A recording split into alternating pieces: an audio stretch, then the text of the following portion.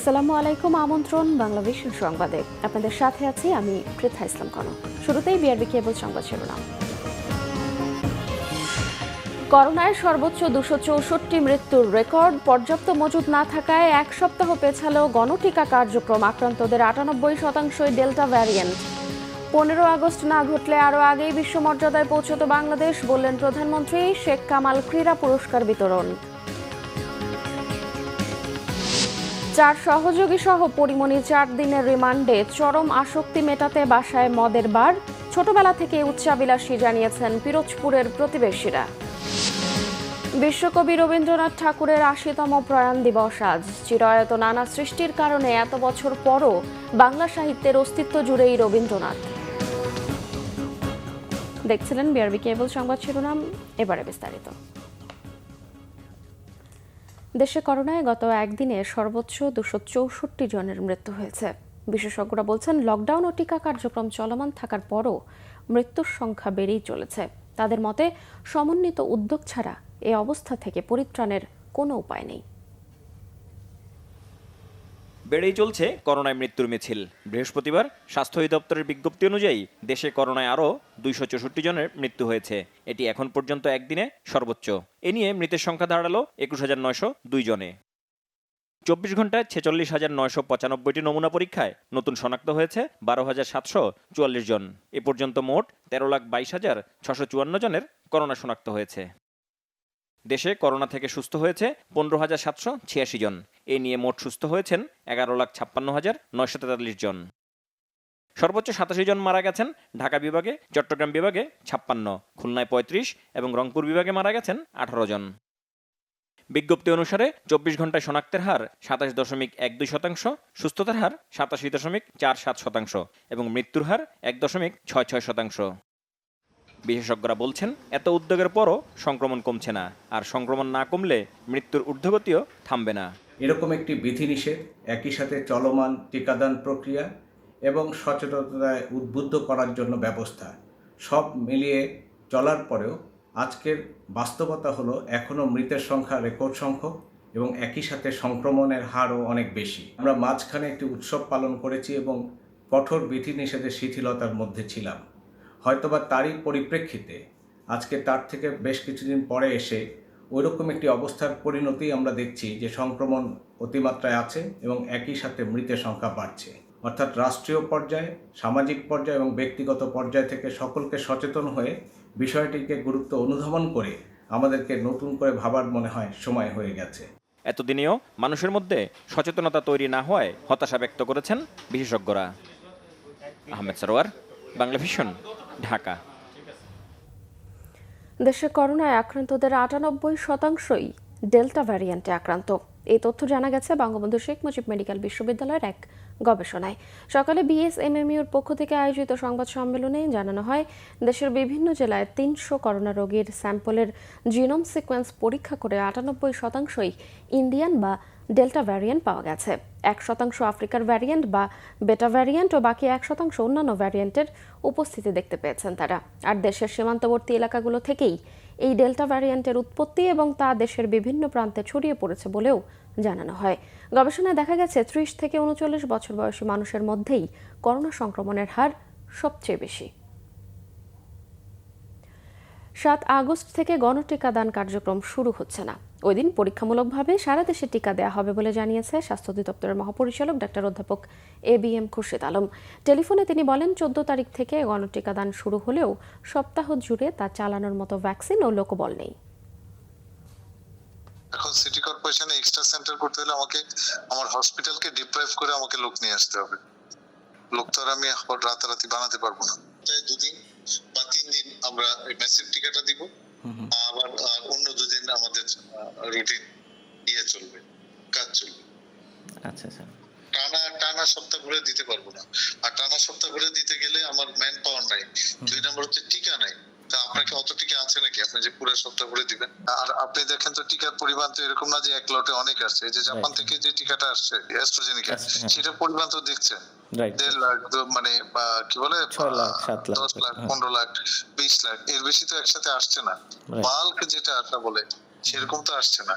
আমার এখন দেখেন বাজারে এখন আমাকে 4টা টিকা দিতে হচ্ছে, সেটাও একটা জটিলতার কারণ। তবে বিকেলে পররাষ্ট্রমন্ত্রী এ কে আব্দুল মোমেন জানিয়েছেন, চীনের সিনোফার্ম থেকে 7.5 কোটি ডোজ টিকা কিনেছে বাংলাদেশ। এরই মধ্যে 1.5 কোটি ডোজের দামও পরিশোধ করা হয়েছে। তিনি জানান, আগামী মাসে কোভ্যাক্স থেকে ফাইজারের 60 লাখ ডোজ টিকা আসবে। লাখ আসবে কোভ্যাক্সের আন্ডার সিনোফার্মের, আরও 10 লাখ আসবে কোভ্যাক্সের আন্ডার, সেইটা আই থিঙ্ক অ্যাস্ট্রাজেনিকা, আর তারপরে আসবে 60 lakh. So we have lined up, মোটামুটি আমাদের ডিসরাপশন হবে না। আর তাছাড়া আপনাকে বলি, ইন্ডিয়া আমাদের বলেছেন যে তাদের অবস্থা একটু উন্নতি হচ্ছে, এবং একটু উন্নতি হলেই তাদের কমিটমেন্টটা মিট করবেন। So we think we are on the line right track. তবে আমি চাই প্রোডাকশন শুরু হোক। রোগীর চাপ বেড়ে যাওয়ায় করোনার চিকিৎসা দিতে হিমশিম খাচ্ছেন রাজধানীর মুগদা জেনারেল হাসপাতালের চিকিৎসকরা। সাধারণ বেড কিংবা আইসিইউ কোনো সিট খালি না থাকায় অনেক রোগীকেই ফিরিয়ে দিতে বাধ্য হচ্ছেন হাসপাতাল কর্তৃপক্ষ। হাসপাতালটিতে বেড়েছে মৃত্যুর সংখ্যাও। রাজধানীর মুগদা হাসপাতালের আইসিইউতে টানা 7 দিন চিকিৎসাধীন থাকার পর মারা যাওয়া এক নারীর মরদেহ নিয়ে ফিরছিলেন তার স্বামী ফজলুর রহমান ও ছেলে ইয়াসিন। বলছেন, করোনা মহামারীর কাছে কতটা অসহায় তারা।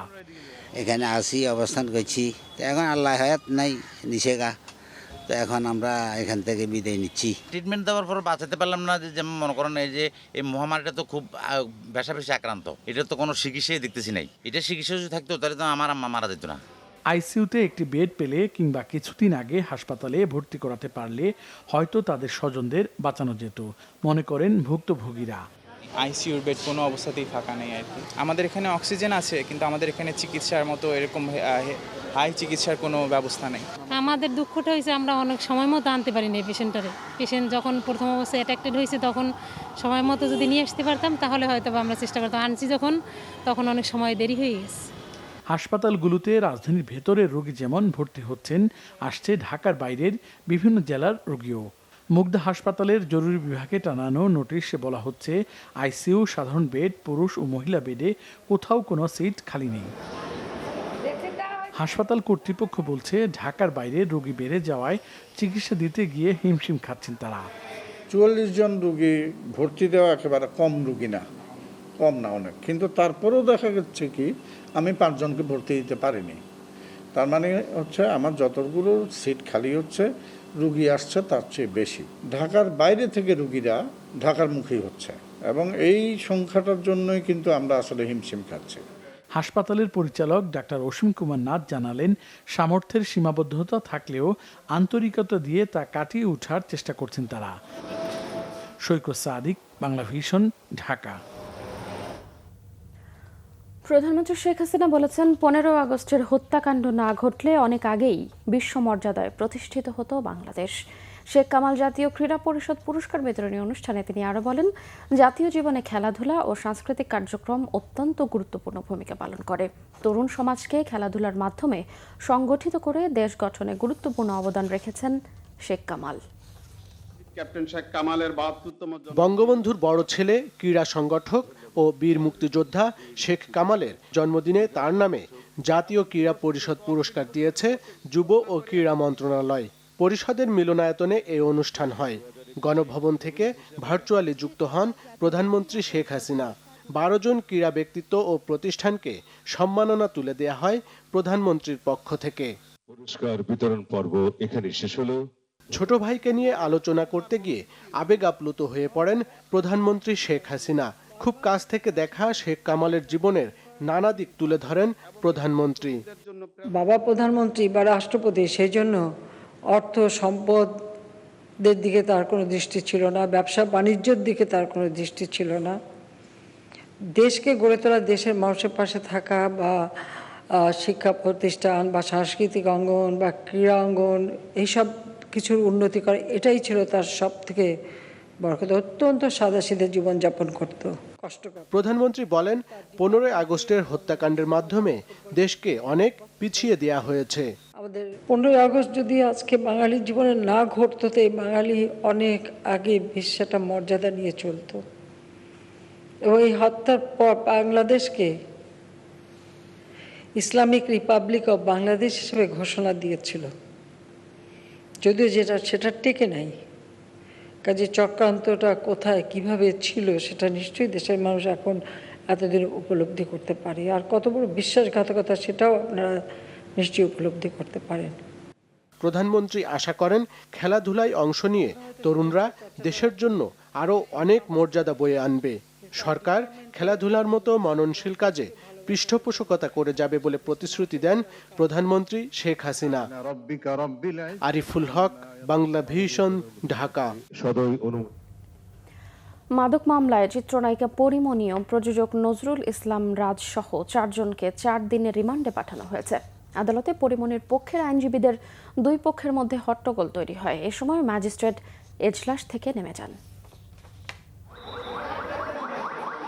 বৃহস্পতিবার রাতে নায়িকা পরিমণি সহ 4 জনকে ঢাকা মহানগর আদালতের হাকিম মামুনুর রশিদের আদালতে তোলা হয়।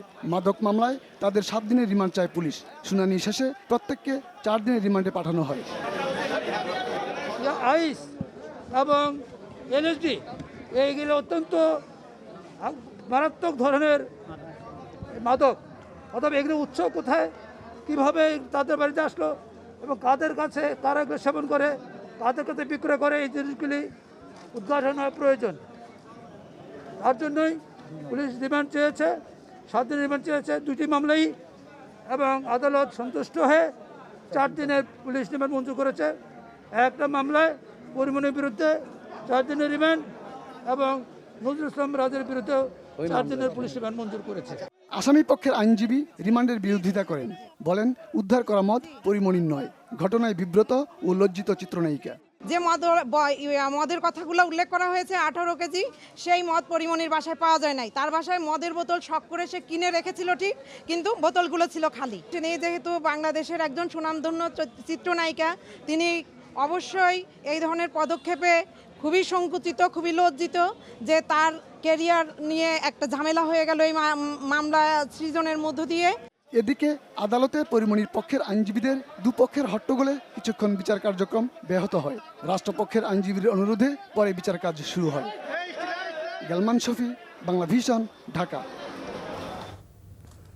এর আগে পরিমণির বিরুদ্ধে মাদকের মামলা করে র্যাব, আর তার সহযোগী রাজের বিরুদ্ধে করে মাদক ও পর্নোগ্রাফি মামলা। র্যাবের আইন ও গণমাধ্যম শাখার পরিচালক কমান্ডার খন্দকার আল মঈন ব্রিফিংয়ে জানান, পরিমণি 2016 সাল থেকে অ্যালকোহল সেবন করেন। মাত্রা অতিরিক্ত অ্যালকোহল সেবনের জন্যই নিজের বাসায় মিনি বার তৈরি করেন, যেখানে মাদক সরবরাহ করতেন নজরুল ইসলাম রাজ। সেখানে নিয়মিত পার্টি হতো। এসব পার্টিতে কারা আসা যাওয়া করত তা তদন্ত করা হচ্ছে। র্যাব জানায়, 2018 সালে রাজ মাল্টিমিডিয়া তৈরি করে সেখানে অনৈতিক কাজ করতেন রাজ। ওই অফিসে অভিযানের সময় ডিজিটাল কন্টেন্ট পাওয়া গেছে এবং যেগুলো পর্নোগ্রাফির কাজে ব্যবহৃত হতো। র্যাব জানিয়েছে, মিশু হাসান ও জিসানের কাছ থেকে পাওয়া তথ্য পেয়েই পরিমণির বাসায় অভিযান চালানো হয়েছে। সেবন করতেন এবং মাত্রাতিরিক্ত অ্যালকোহল সেবনের চাহিদা মেটানোর জন্য তিনি নিজের ফ্ল্যাটে একটি মিনি বার স্থাপন করেন। তাদের এই প্রতিটি পার্টিতে 15 থেকে 20 জন সদস্য অংশগ্রহণ করত এবং এইসব সিন্ডিকেটে থেকে যাদেরকে তারা বিভিন্ন ব্যক্তিবর্গদের তারা বিদেশে প্লেজার ট্রিপ সহ বিভিন্ন ট্রিপের আয়োজন করত। এই পার্টি আয়োজনের ক্ষেত্রে আগত ব্যক্তিদের চাহিদা ও পছন্দ অনুযায়ী পার্টি সমূহে বিভিন্ন ব্যক্তিবর্গকে পাঠানো হতো। নায়িকা পরিমণির শৈশব ও কৈশোর কেটেছে পিরোজপুরের ভান্ডারিয়ায়।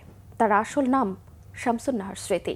স্থানীয়রা জানিয়েছেন, বাবা মা হারা পরিমণি ছেলেবেলা থেকেই উচ্চাবিলাসী। বাবা মাকে হারিয়ে পিরোজপুরের মঠবাড়িয়া উপজেলার ভগীরথপুরের নানাবাড়ি ছিল পরিমণির আশ্রয়স্থল। মাধ্যমিক পর্যন্ত কেটেছে সেখানেই। এসএসসি পাশ করেন ভগীরথপুর মাধ্যমিক বিদ্যালয় থেকে। এরপর চলে আসেন ঢাকায়। পরিচিতি পান মডেল ও অভিনেত্রী হিসেবে। একই সাথে জড়িয়ে পড়েন নানা বিতর্কে।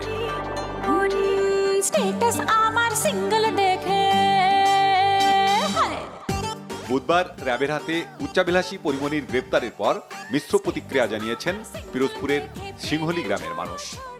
এত একটা ভালো জিনিস না যে সামাজিক দিক দিয়ে একটা মাদক নিয়ে একটা মহিলা মানুষ ধরা পড়া, এটা তো খারাপ কথা। মানুষ সবাই ধরছে, আমরা এটা চোখে যেটা দেখি না, এটা তো বলা যাবে না যে এভাবে ধরছে, তার কাছে ছিল। এখন তারা যেভাবে ধরছে এটা তো প্রমাণিত হয় যে সে এটা অবৈধ বকিল। নাম হইলে সিরিতি আপনারা দেশেন পরিমণি, তা ওর এখন চরিত্র খারাপ, এই শুনে আসলাম। আমরা তো শুনে অবাক। আমাকে সাইডের মেয়ে হইলেও তো আমাদের মেয়ে, আমাদের স্বাস্থ্য বোনের মেয়ে। ওর নানি ছিল হেডমাস্টার, ওর গোষ্ঠী সব মাস্টার। ঘটনার পেছনে ষড়যন্ত্র দেখছেন স্বজনরা। তাকে যেভাবে ওভাবে নেওয়া হয়েছে, কিন্তু সেটা নেওয়া হয়েছে ষড়যন্ত্রভাবে, এবং তার হায়াত আছে বিদে, তার দোয়া আছে বিদে সে ওখান থেকে বেঁচে আসছে। এই শত্রুতা কীভাবে তাকে হ্যারেস করবে, এইটা হয়েছে শত্রুদের আসল উদ্দেশ্য। নানা শামসুল হক গাজী এখন বেশিরভাগ সময় পরিমণির সঙ্গে ঢাকায় থাকেন। Bangla vision news desk. আজ 22শে শ্রাবণ, কবিগুরুর ৮০তম প্রয়াণ দিবস। ১৩৪৮ বঙ্গাব্দের এই দিনে চিরবিদায় নেন বিশ্ব সাহিত্যের অন্যতম এই নক্ষত্র। বিশ্বকবি তার সর্বব্যাপী প্রতিভায় ঋদ্ধ করেছেন বাংলা সাহিত্যের সকল শাখাকে। চিরায়ত নানা সৃষ্টির এত বছর পরও তাই রবীন্দ্রনাথ ঠাকুর বাঙালি জীবনে প্রাসঙ্গিক ও অবিচ্ছেদ্য। কোন কাননের ফুল, কোন গগনের তারা। আধুনিক বাংলা সাহিত্যের কৈশোরে জন্ম রবীন্দ্রনাথ ঠাকুরের। তার আবির্ভাবে বাংলা সাহিত্যে উদয় হয় নতুন সূর্য। কয়েক দশকের সৃষ্টি সাধনায় বাংলা সাহিত্যকে তিনি নিয়ে যান বিশ্ব দরবারে। ভালোবেসে সখী নিভৃতে যতনে বাংলা কবিতা, উপন্যাস, ছোট গল্প, প্রবন্ধ, নাটক, রম্য রচনা, গান সহ সাহিত্যের প্রতিটি শাখা সমৃদ্ধ হয়েছে তার আলোকস্পর্শে। বিষয় আঙ্গিকের উৎকর্ষে তার কবিতা জায়গা করে নেয় অনন্য উচ্চতায়।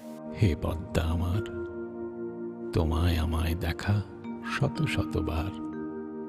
একদিন জনহীন তোমার পুলিনে, গোধূলির শুভ লগ্নে হেমন্তের দিনে। জীবন, ভালোবাসা আর মানবতার কবি রবীন্দ্রনাথ ঠাকুর। কি কবিতায়, কি গানে, বাঙালির অস্তিত্ব জুড়েই রবীন্দ্রনাথ।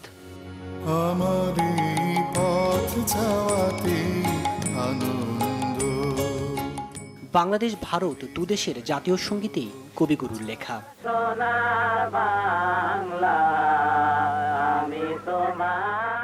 রবীন্দ্র গবেষকদের দৃষ্টিতে যাপিত জীবনের ছোট অথচ গভীর দুঃখ কথা উঠে এসেছে তার লেখায়, সুরে। তাই তো আজীবন বাঙালির অস্তিত্বে মিশে থাকবেন রবীন্দ্রনাথ, বেঁচে থাকবেন তার সৃষ্টিতে।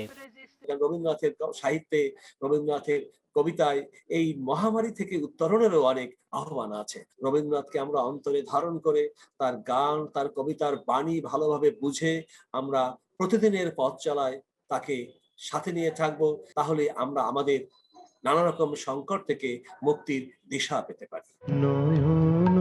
তোমারে পায় না দেখে। 1268 বঙ্গাব্দের 25শে বৈশাখ কলকাতার জোড়াসাঁকো ঠাকুর পরিবারে জন্ম রবীন্দ্রনাথের। 1913 সালে পান নোবেল পুরস্কার। তার প্রতিষ্ঠিত ভিন্ন ধারার বিশ্ববিদ্যালয় শান্তিনিকেতন অবিরাম ছড়াচ্ছে কবিগুরুর শান্তির বার্তা। তুমি সন্ধ্যার মেঘমালা। তাইমুর রশিদ, বাংলা ভিশন, ঢাকা।